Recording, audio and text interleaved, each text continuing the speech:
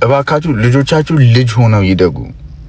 እኛ ሀበሻ ስንባል አለ አይደለ በቃ ሁሌ ከሰው በላይ አይደለ ሆነ መገኘት የምፈልገው እና አንዳንድ ወላጆች አሉ ወይኔ ታድለሽ ልጅሽ ምን አይነት ቁም ምናልባት ዛሬ ሰዓት እጅ ላይ ልታረቅ ትችላለህ። ነገር ግን ከደቂቃዎች በኋላ እጅ ላይ የሚያነሳው ወራሽህ ሊሆን ይችላል። ምናልባት አሁን ግን በተሰጣቸው የመንግስት ኃላፊነት በአግባቡ ስራቸውን ተወጥተው በቃ ባሉ ጊዜ ወጥተው እንደማንኛውም ሰው ዝቅ ብለው መኖር የሚችሉ ያልዘረፉ፣ ያልቀሙ፣ ያልገደሉ፣ ያላደሙ ባለስልጣኖችን ማበረታታት ይጠበቅብናል። ይሄ ግፍ ነው የኢትዮጵያ ሕዝብ። አሁንም ቢሆን የሴት እህቶቻችንና የሴት እናቶች በደልና ግፍ ሊቆም ይገባል። ተመልከቷቸው እነኚህ ልጆች እስቲ አሁንም ድረስ እንደዚህ የአባታቸውን ፎቶ ይዘው አሁንም ከ2 ዓመት ጀምሮ ይመጣል እያሉ በተስፋ ይጠባበቁታል። ግን ይሄን ቤተሰብ እንደምትመለከቱት የ20 ዓመት ዳር ውስጥ ነው እነኚህ ልጆችና ይሄን የመሰለ ቤተሰብ የተመሰረተው። ግን ሰላማችሁ ይብዛልኝ የተከበራችሁና የተወደዳችሁ የዩቲዩብ ቻናል ቤተሰቦቼ ኢትዮጵያውያን ኤርትራውያን እህት ወንድሞች በአገር ውስጥም በውጭም ያላችሁ በቅድሚያ እንግዲህ እንደተለመደው የከበረ ሰላምታዬን እያቀረብኩኝ ዛሬም ከአዳዲስና አነጋጋሪ ጉዳዮች ጋር ተመልሰን መተናል። ቪዲዮ እንደተለመደው ላይክ በማድረግ እንዲሁም ለቻናሉ አዲስ የሆናችሁና የዚህ ቻናል ቤተሰብ ያላችሁ ደግሞ ቻናሉን ሰብስክራይብ በማድረግ እና የዚህ ቻናል ቤተሰብ በመሆን በተጨማሪ ቪዲዮዎቹ ላይ ያላችሁን ማንኛውም ሐሳብ፣ አስተያየት፣ ወንድማዊ ታይም ምክራችሁን ኮሜንት ሴክሽን ላይ በማጋራት ነገ ጥሩ የተሻሉ ማራኪ ስራዎችን ይዤ እንድመጣ አበረታቱኝ። ወደ ቪዲዮዎቹ ምናልባት ዛሬ ሰዓት እጅ ላይ ልታረቅ ትችላለህ። ነገር ግን ከደቂቃዎች በኋላ እጅ ላይ የሚያነሳው ወራሽህ ሊሆን ይችላል። ምናልባት አሁን የመኪናህን በር አንተ ልዘጋው ትችላለህ። ከሰዓታት በኋላ ግን የሚከፍተው የአደጋ ጊዜ ሰራተኛ ሊሆን ይችላል። አሁን የሸሚዝህን ቁልፎች ልትዘጋ ትችላለህ። ነገር ግን ከሰዓታት በኋላ ሬሳ ጣቢ ሊፈታቸው ይችላል። ትተኛ አይኖች ወደ ቤት ጣራ ከተመለከቱ በኋላ ተከድናቸዋለህ። ከዚያ በኋላ ግን የሰማይና የምድር አምላክ ስር ልትከፍታቸው ትችላለህ። ምንም ይሁን ምን ሁሉም ነገር በእግዚአብሔር ስር እንደሆነ አውቀህ መልካምና ደግ ሁን። ምክንያቱም ቀኑን የሰጠህ እግዚአብሔር ነውና። ደግነትህ ተደብቆ የሚቀር እንዳይመስልህ። ቀና የምትልበት ጊዜ ይመጣል። ደጎች ክፍያቸውን ሳይቀበሉ አያልፉም። አሁን እንደሚኖር ነገ እንደሚሞት ሰው ዘወትር እንኑር። ሁላችሁንም ወዳችኋል።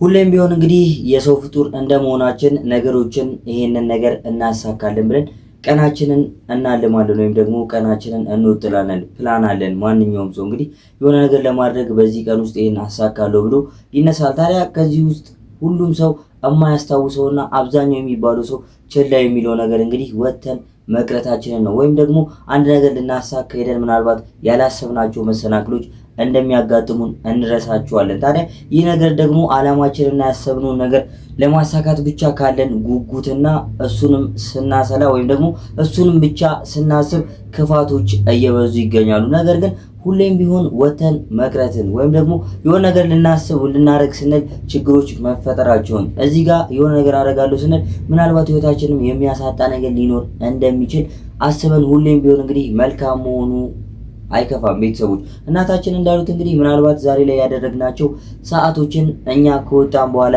ምናልባት አደጋ ደርሶብን የሚፈቷቸው ሌሎች አካሎች ሊሆኑ ይችላሉ። ስለዚህ ሁሌም ቢሆን እንግዲህ መልካምነት ጥሩ ነው። መልካሙን ሁሉ ማለት ያክል ነው። እናንተስ በዚህ ጉዳይ ምን ታስባላችሁ? እስኪ ሐሳብ አስተያየታችሁን ኮሜንት ሴክሽን ላይ ያጋሩ። እባካችሁ ልጆቻችሁ ልጅ ሆነው ይደጉ።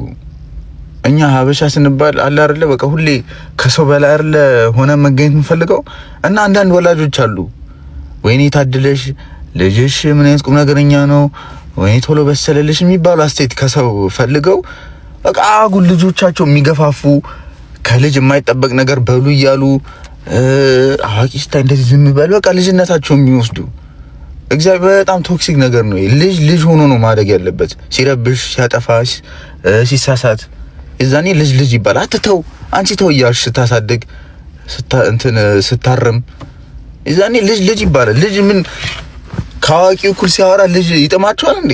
እኔ በጣም ነው ያስተውቃል። ራሱ ከኋላ የሆነ ሰው እንደሚገፋፋው ያለ በል ይሄን አትበል ምናምን እያለ እንትን እንደሚለው አንዳንድ ልጆች ደግሞ በቃ ወላጆቻቸውን ከመፍራታቸው የተነሳ አዋቂ ሲያዩ በቃ ከነሱ እኩል ለመሆን እንደ ሽምቅቅ እንደሚሉ ዝም ይላሉ፣ ብዙ አይናገሩም፣ እንደ ልጅ አይረብሹም።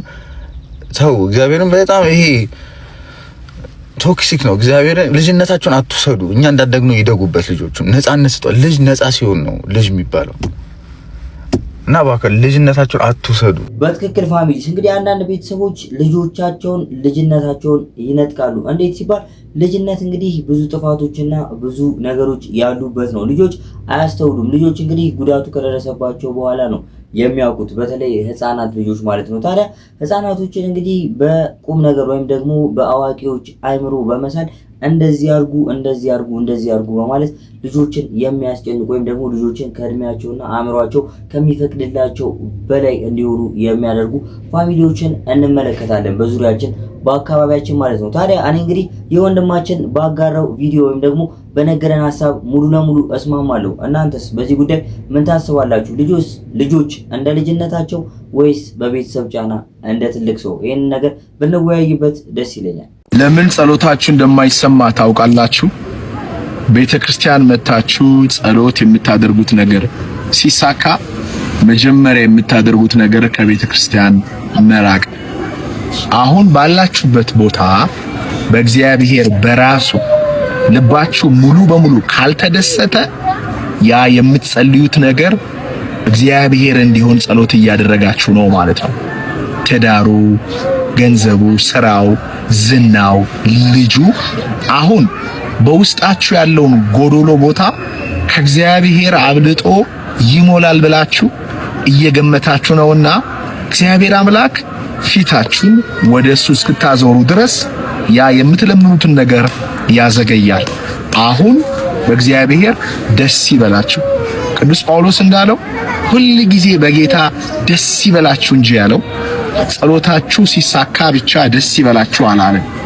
አሁን በችግራችሁ ሰዓት፣ በጉድለታችሁ ሰዓት ልባችሁ በእግዚአብሔር ደስ ካላለው ያ ነገር ሲመጣ ጣዖት ሆኖ ከእግዚአብሔር ይነጥላችኋል። እግዚአብሔር አምላክ በሱ እንድትደሰቱ ያድርጋችሁ። እመቤታችን ቅድስት ድንግል ማርያም ልባችሁ በፍቅሩ ትሙላላችሁ።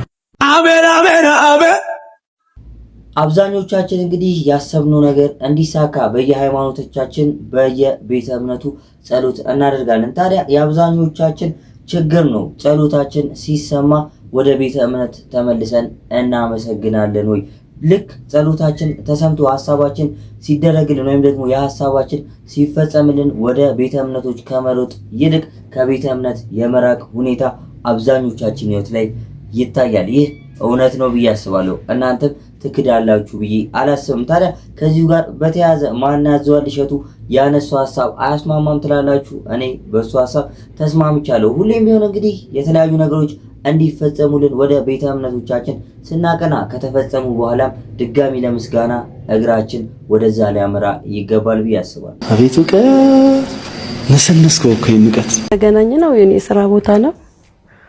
እሱ ነው የፍቅር ጥያቄ የጠየቀው። ቀጥታ ሳይሆን ያው እየተግባባን ስራ ቦታ ይመጣል፣ ይጠቀማል። ከዛ በዛው እየተግባባን መጣን።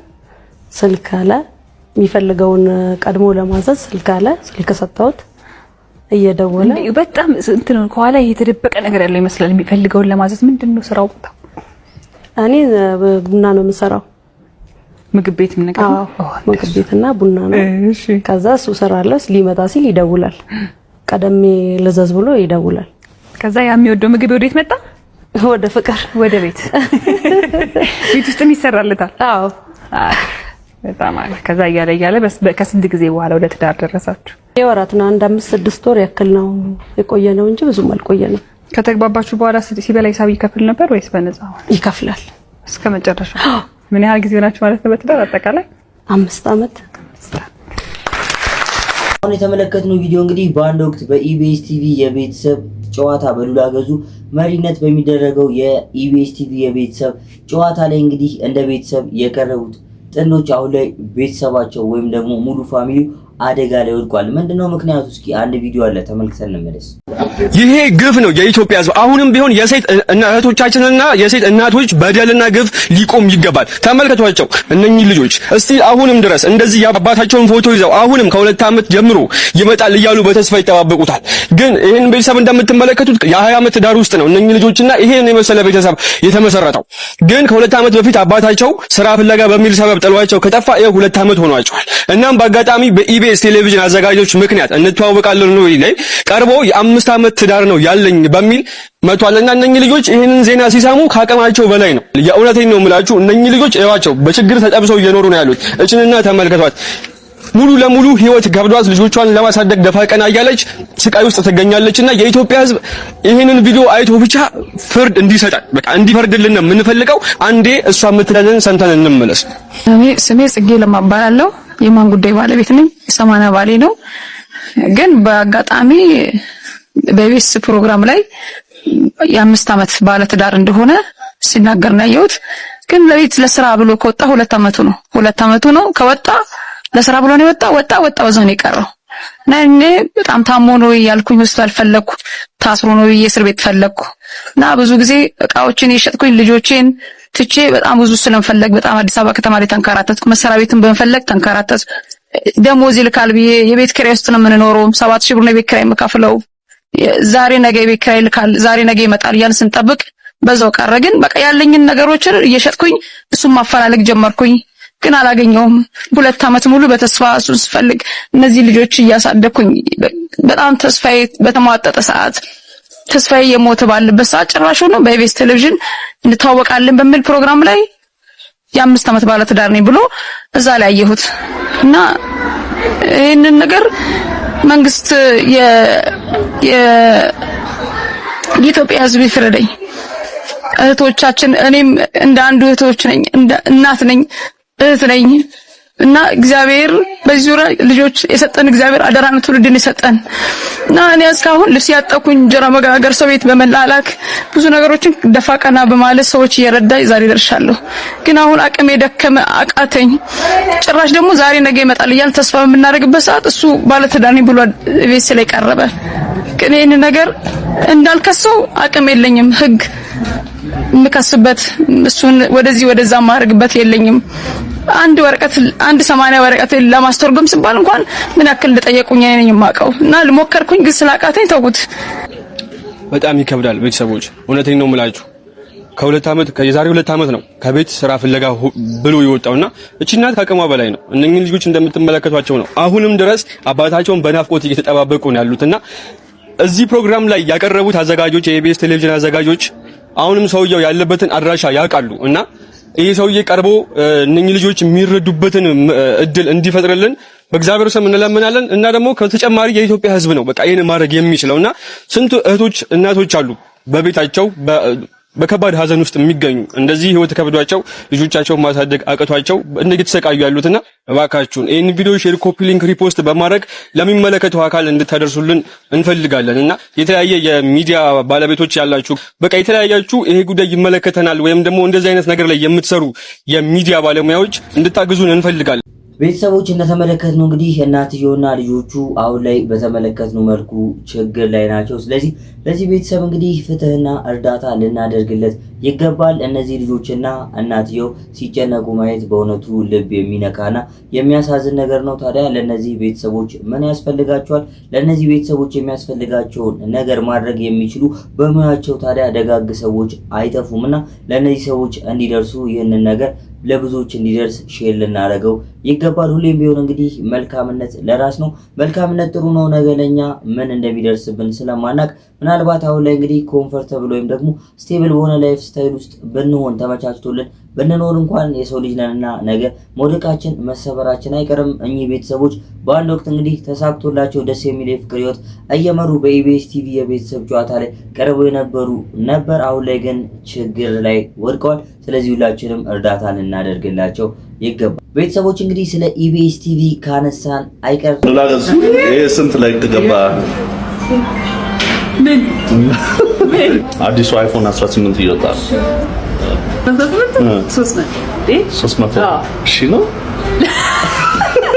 ቤተሰቦች እንግዲህ ይህን ቪዲዮ የተመለከትነው ስለ ኢቢኤስ ቲቪ ካነሳ ላይ ቀር እንግዲህ ይህን ጉዳይ መመልከት አለብን ብዬ ስላሰብኩ ነው። ሉላ ገዙና ይህ የኢቢኤስ ቲቪ ጋዜጠኛ ወንድማችን ሮቤል እንግዲህ ይህንን ቪዲዮ ካጋሩ በኋላ ብዙዎች ለወሬ ወይም ደግሞ ለማይሆኑ መረጃዎች መነሳሻነት ተጠቅመውታል። ሁለቱ በፍቅር ግንኙነት ውስጥ ይገኛሉ፣ ሊጋቡ ነው፣ ትዳር ሊመሰርቱ ነው በሚል እንግዲህ ተልካሻና ከእውነት የራቁ ወሬዎች በዚህ በማህበራዊ ድረገጽ መተግበሪያዎች ላይ መረጃ ወይም ደግሞ እንደ መረጃ ሲዘዋወሩ ተመልክቻለሁ። ታዲያ እንግዲህ ከነሱ የሰማን ወይም ደግሞ ከተአማኒነት ካላቸው መረጃ ምንጮች ላይ የተለቀቀ ምንም አይነት መረጃ ስለሌለ እነዚህ የኢቢኤስ ቲቪ ጋዜጠኞች እንደ ማንኛውም ኮንተንት ክሬተር እንግዲህ ከስራቸው ውጪ ከስቱዲዮ በስተጀርባ እንግዲህ የተለያዩ ማህበራዊ ድረገጽ መተግበሪያዎችን እንደሚጠቀም የሚዲያ ባለሙያ እነሱም እንግዲህ በራሳቸው የማህበራዊ ድረገጽ መተግበሪያ ድረገጾቻቸው ላይ ወይም ደግሞ ገጻቸው ላይ የለቀቁትና ያጋሩት በተለምዶ እንግዲህ ቻሌንጅ የሚባለውን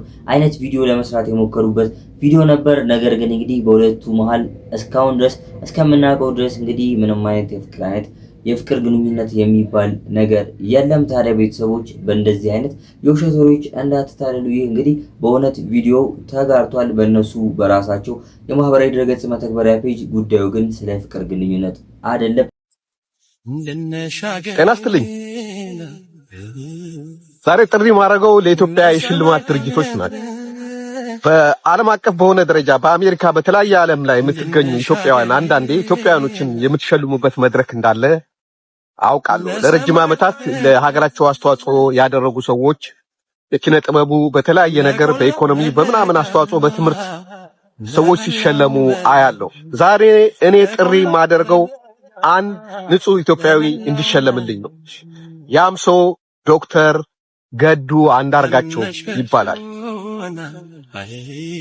ምንም እንኳን የፖለቲካ ልዩነቶች ቢኖሩ በስልጣን በተቀመጡ ጊዜ የራስ አመለካከት የግል ነው፣ ግን በተሰጣቸው የመንግስት ኃላፊነት በአግባቡ ስራቸውን ተወጥተው በቃ ባሉ ጊዜ ወጥተው እንደማንኛውም ሰው ዝቅ ብለው መኖር የሚችሉ ያልዘረፉ፣ ያልቀሙ፣ ያልገደሉ፣ ያላደሙ ባለስልጣኖችን ማበረታታት ይጠበቅብናል። ይሄን ለማበረታታት ደግሞ የሽልማት ድርጅቶች ዋና ሚና ይኖራቸዋል።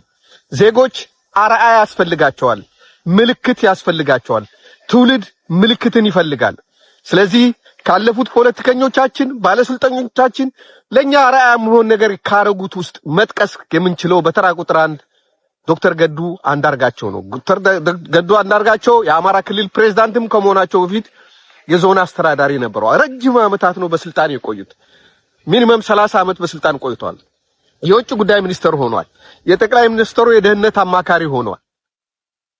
በዚህ ስልጣን ላይ ቁጭ ባልክ ጊዜ ከመንግስት እንኳን ካዝና ባትወስድ የኛ ሀገር ባለሀብቶች እንዴት ተደራጅተው ባለስልጣንን ሎቢ እንደሚያረጉና በገንዘብ እንደሚይዙ ንብረት እንዲያፈራ በልጁ በሚስቱ በቤተሰቡ ንብረት እንደሚያደርጉ ስለምናውቅ እኚህ ሰው ከዚህ ገለል ብለው በአመለካከት ከስልጣን ከነበራቸው ስልጣን ካለው መንግስት ጋር አልስማማም ብሎ ጥለው በመሄድ ዝቅ ብለው በፓርኪንግ ስራ ላይ ተሰማርተው እንደማናችንም አነስተኛ ስራ ላይ ሚኒመም ዌጅ የሚባል ስራ ላይ ገብቶ ራሳቸውና ቤተሰባቸውን እያስተዳደሩ ነው። ይሄ ስናይ ትልቅ የልብ ኩራትና ታማኝነት፣ ልዕልና፣ በራስ መተማመን ያላቸው ሰው መሆናቸውን የሚያሳይ ነው። አልሰራም ቢሉ እኮ በሄዱበት ሀገር ኦልፋን ሆነው በመንግስት እርዳታም መኖር ይችሉ ነበር። የሆነ ሀገር የውጭ ጉዳይ ሚኒስቴር የነበረ ሰው አሁን ከመንግስት እርዳታ እየለመነ እየኖረ ነው ከሚባል አነስተኛ ስራ ሰርቼ እኖራለሁ ብሎ የሚኖሩ ሰው ናቸው። እንደዚህ አይነት ዜጎች ለሚመጣው ትውልድ መልካም አርአያ ናቸው። ለሚመጣው ትውልድ በዚህ ዘመን እንደዚህ አይነት ሰዎችም ነበሩ፣ ከፖለቲከኞቻችን ውስጥ ታማኞችም ነበሩ የሚል መልእክት የሚያስተላልፍ ነው። እኚህን ሰው መሸለም ኢትዮጵያን መሸለም ነው። ዋትኤቨር የፖለቲካ አመለካከት ይኖራቸው፣ የፈለገ አስተሳሰብ ይኖራቸው፣ በነበሩበት ቦታ ታማኝ ከሆኑ እኚህ ሰውዬ በሌሎች ፖለቲከኞቻቸው ያላየነው ስለሆነ እናደንቃቸው ይገባል።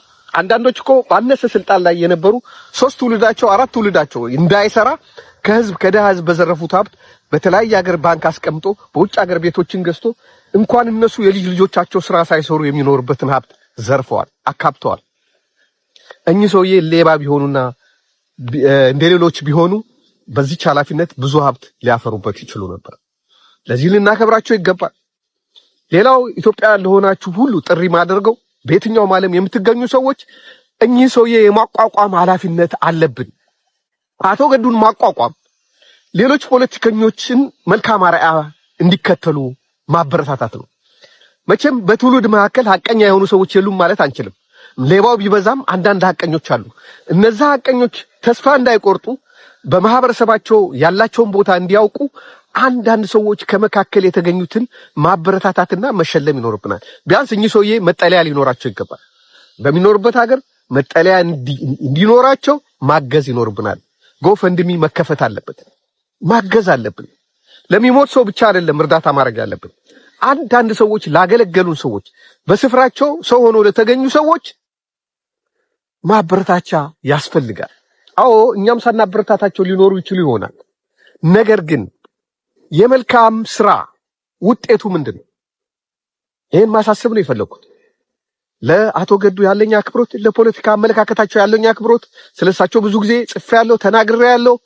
በቅርብ አይቻቸው አላቅም፣ ምንም ግንኙነት የለኝም። ግን ስራቸውን፣ ንግግራቸውን፣ በፖለቲካ ዘመናቸው ምን አይነት ሐሳብ ነበራቸው የሚለውን እንደ ግለሰብ ገምግሜ ያከበርኳቸው ሰው ናቸው። ክብር ለዶክተር ገዱ አንዳርጋቸው። ሁላችንም ይሄን ኃላፊነት እንወጣ። ሸላሚዎች የሚገባውን ሰው ሸልሙ። ስላዳመጣችሁኝ አመሰግናለሁ። እግዚአብሔር ይስጥልኝ። ጉዳዩ አነጋጋሪ ከመሆኑ አንፃር እንግዲህ ይህ ቪዲዮ ስለማን እንደሆነ ገብቷችኋል ብዬ አስባለሁ። ምክንያቱም ደግሞ በቪዲዮ ላይ ስማቸው ስለሚጠራ በአንድ ወቅት እንግዲህ የሀገራችን ከፍተኛ ባለስልጣን ነበሩ። በተለያዩ የሀገራችን የስልጣን እርከኖች ላይ እንግዲህ ሀገራቸውን አስተዳድረዋል ወይም ደግሞ ሀገራቸውን ሲመሩ ነበር። እንግዲህ ባለስልጣን የነበሩት እኚህ ሰው ገዱ አንዳርጋቸው ይባላሉ። ታዲያ በዚህ በማህበራዊ ድረገጽ መተግበሪያዎች ላይ ሲዘዋወር በነበረ አንድ ተንቀሳቃሽ ምስል ብዙዎቻችን በማናውቀውና በአፍሪካ ምድር ባልተለመደ መልኩ እኚህ ብዙ ቦታ ላይ ብሎም ብዙ ቦታ ስላችሁ በሀገራችን ቁልፍ የስልጣን ቦታዎች ላይ የነበሩት እኚህ ግለሰብ በሀገረ አሜሪካ እንግዲህ በፓርኪንግ ስራ ላይ ተሰማርተው አንድ ግለሰብ እሱ ባሰበበት መንገድ እሳቸውን ለማዋረድ ወይም ደግሞ በፊት ትልቅ ቦታ ላይ የነበሩ ሰው እንዴት አሁን ላይ ፓርኪንግ ይሰራሉ ብሎ ባጋራው ቪዲዮ ከብዙዎች በተቃራኒ ወይም ደግሞ እሱ ባላሰበው መልኩ ተወዳጅነትንና ምስጋና እያስገኘላቸው ይገኛል። ይህ በእውነቱ ሊደነቅ የሚገባና ለብዙ የአፍሪካ ባለስልጣናት ትምህርት የሚሆን ጉዳይ ነው ብዬ አስባለሁ። እንግዲህ እኚህ ሰው በብዙ ትልልቅና ቁልፍ ቦታዎች ላይ ነበሩ። ታዲያ እንደ አብዛኛው የአፍሪካ ባለስልጣናት ደግሞ ብዙ ገንዘቦችን ለራሳቸውና ለቤተሰቦቻቸው ማሸሽ ይችሉ ነበር። ሌክዠሪየስ ላይፍ ስታይልም ከስልጣን ህይወት በኋላ መኖርና መምራት ይችሉ ነበር። ነገር ግን እኚህ ሰው አእምሯቸውን፣ ሀቃቸውንና እውነታቸውን በማስቀደም ህዝባቸውን በትክክል አገልግለው አሁን ላይ እንግዲህ እንደ ማንኛውም ግለሰብ ራሳቸውንና ቤተሰቦቻቸውን ለማስተዳደር በሀገር አሜሪካ በፓርኪንግ ስራ ላይ ሲተዳደሩ የተለቀቀው ተንቀሳቃሽ ምስል ብዙዎች እንዲነጋገሩበትና ብዙዎች እንዲገረሙበት ሆኗል። በዚህ በማህበራዊ ድረገጽ መተግበሪያዎች ላይ እንግዲህ በተለያዩ ጉዳዮች ሀሳብ አስተያየታቸውን በመስጠት የምናውቃቸው የተለያዩ እንግዲህ ተጽዕኖ ፈጣሪ ሀገራችን ቲክቶከሮችም ሆኑ የተለያዩ ዩቲዩበሮችም በዚህ ጉዳይ እየተነጋገሩበት ይገኛሉ። ቤተሰቦች እናንተስ በዚህ ጉዳይ ወይም ደግሞ ከሳቸው ድርጊት ምን ተማራችሁ? እኔ እንግዲህ ሁሌም ቢሆን ሀቀኝነት፣ መልካምነት ለራስ መልሶ ጥሩ ነገር እንደሚከፍል ተመሬበታለሁ። ቤተሰቦች ለዛሬ ይዤላችሁ የመጣኋቸው ቪዲዮዎች እነዚህ ይመስሉ ነበር። ቪዲዮቹን እንደወደዳችኋቸው በእርግጥም አልጠራጠርም። ቪዲዮውን ላይክ በማድረግ እንዲሁም ለቻናሉ አዲስ የሆናችሁ እና የዚህ ቻናል ቤተሰብ ያልናችሁ ቻናሉን ሰብስክራይብ በማድረግ እና የዚህ ቻናል ቤተሰብ በመሆን በተጨማሪም ቪዲዮቹ ላይ ያላችሁን ማንኛውም ሀሳብ አስተያየት፣ ወንድማዊ ምክራችሁን ኮሜንት ሴክሽን ላይ በማጋራት ነገ ጥሩ የተሻሉ ማራኪ ስራዎችን ይዤ እንድመጣ አበረታቱኝ። ለዛሬ ይዤላችሁ የመጣኋቸው ቪዲዮዎች እነዚህ ይመስላሉ። እስካሁን ለነበረን ቆይታ እጅግ አመሰግናለሁ። በቀጣይ ባሪፍና ምርጥ ስራዎች እስከምንገናኝ እስካሁን ለነበረን ቆይታ ቴንክ ዩ ሶ ማች። ይመቻችሁ።